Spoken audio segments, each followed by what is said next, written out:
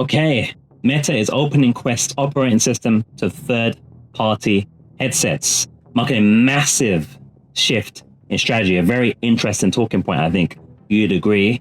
I'm going to be interested in hearing what you guys' thoughts are in terms of the motivation for doing this, what the implications will be. Will this be better or worse for VR or XR?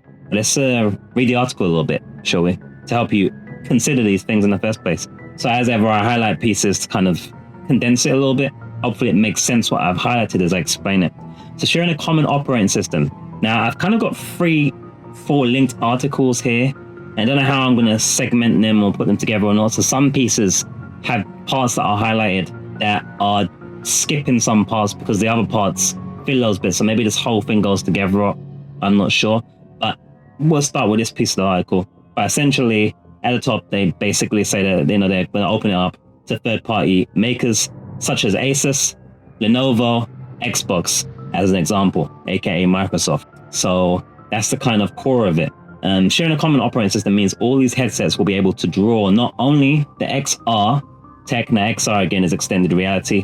In case you don't know, it's the same as VR, but XR covers the whole thing, including virtual reality, mixed reality, spatial computing, which is the Apple Vision thing, which is basically an advanced form of mixed reality or a faster version of it. And then what was the other one? VR? Did I say VR already? Virtual reality, where you're in the thing itself. So if you see XR, that's what it is. I'm sure everyone knows this already, but I thought I might as well say just in case, so you kind of get a ideology of what they're saying when they say XR. They mean everything that is extended reality that isn't flat. XR tech that Meta has built, like tracking interface, place-based boundary, and more. So essentially all the things like make sure you don't smash yourself in your knees in a desk or your arms into a table or what have you, will be available out of the box by using the Meta tech here. Meta says it's rebranding its content library to the Meta Horizon store. Meta also says all headsets running Meta Horizon OS will share the same social layer, allowing users to use their existing accounts, avatars, and friends list no matter which of the headsets they choose. Very interesting. I guess kind of similar to what you have with mobile and Android, where it carries through whatever maker you use, whatever device manufacturer you use, all of your stuff carries through, your lists, your information, your contacts, and so forth. It's a similar ideology. I guess the idea is they're going with the same approach as Google has with Android with the Horizon OS now, which is interesting, right? And there's an irony to that and so forth. But again, I don't want to go ahead of myself because all the different articles link, and I want to make sure that each segment is relevant. If I segment them, I want to make sure they're relevant and I'm not just repeating myself, so to speak.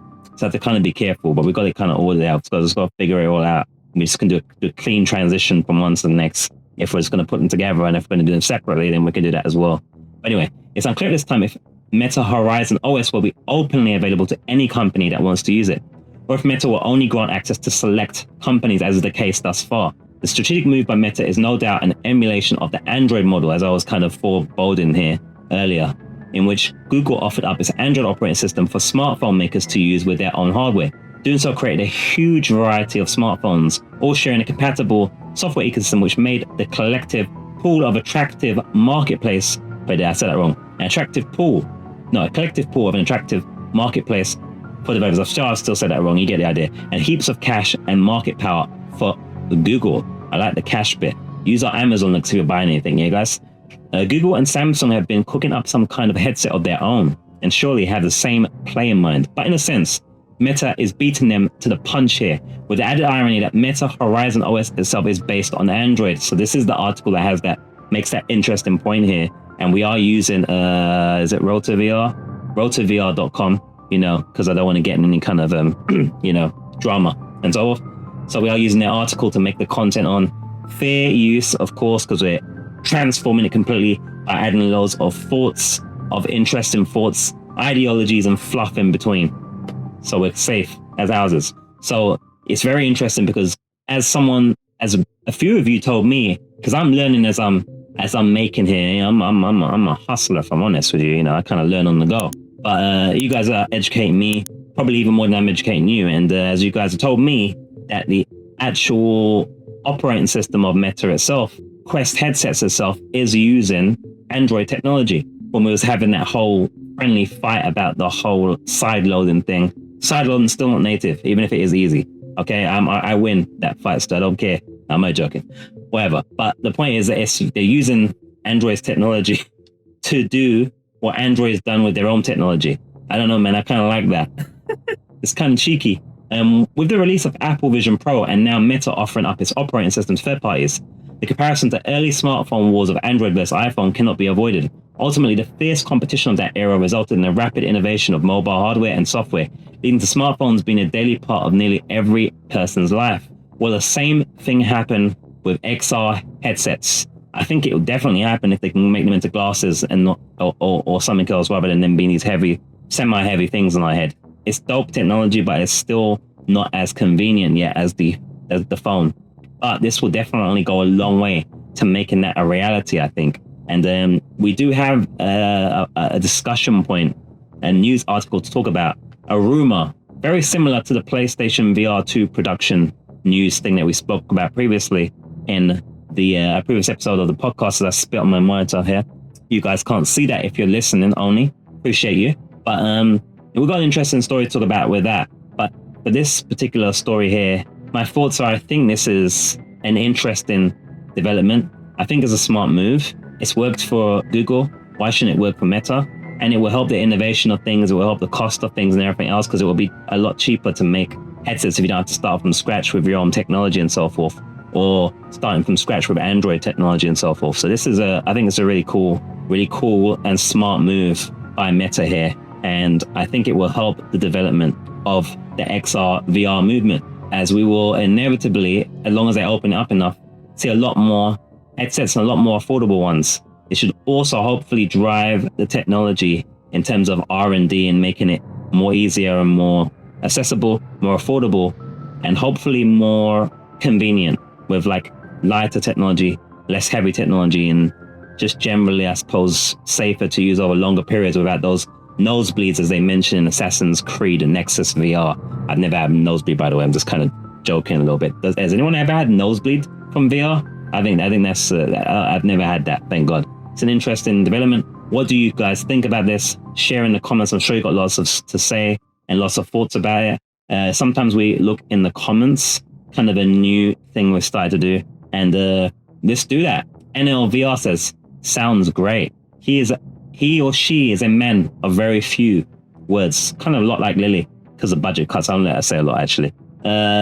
Virgin here, who's got a picture of Gabe Newell wearing a headset. That looks like a Meta Quest 3. Yes. Says Valve Decard running Meta OS soon. Valve Deck running the Meta OS soon, I think is what he's saying here. What's Decard? Is that some kind of tool emulation? I don't know. Decard. If Decard happens, it will rather have Steam OS than OS. So that's something I don't even know about. You guys tell me what that is. I don't know what that is. Decard. Is that some kind of new hardware or not hardware on top of the Steam OS or something? Let's see here. This one's got, so those ones had what, 4 votes, so 2 votes, and the second one 3 votes, 1 dislike here. This is Kiri. Is that MacGyver or MacVR? MacGVR? Zuck just won't let the horror show known as Horizon die. LOL. And now other AIOs are going to be saddled with a shitty UI too. Huh? Terrific. That's just terrific. And it's got a whole bunch of symbols underneath. I don't know what the heck they are. That's the comment section on, share you guys' thoughts. And I will let Lily, who's Lily? That's Lily's cousin. I'll let Lily share hers now. Meta's leap to share the Quest OS with third-party headsets is like opening Pandora's box. In a good way, I think. Think wider variety. Think innovation. With big names like Asus, Lenovo, and Xbox jumping into the mix, we're in for some real next-level gear. And that Meta Horizon Store rebrand? Can't wait to see how this shakes things up. Meta Horizon OS could be the game changer that brings VR into every home. What do you think, Intergens? Is this the dawn of a VR revolution? You're watching a segment from the JustVRGaming podcast, and I appreciate it. If you want to get the full context, watch the full episode, and support more content like this, then do check out the full episodes via the links in the pinned comment, description, and any other valid places. If you're watching on places like Spotify or Apple, don't forget to rate the podcast the highest rating you think it deserves to help more people find it and to encourage the juices to make even more. A subscribe and a like is also a great thing to do if you're watching on YouTube. We appreciate you.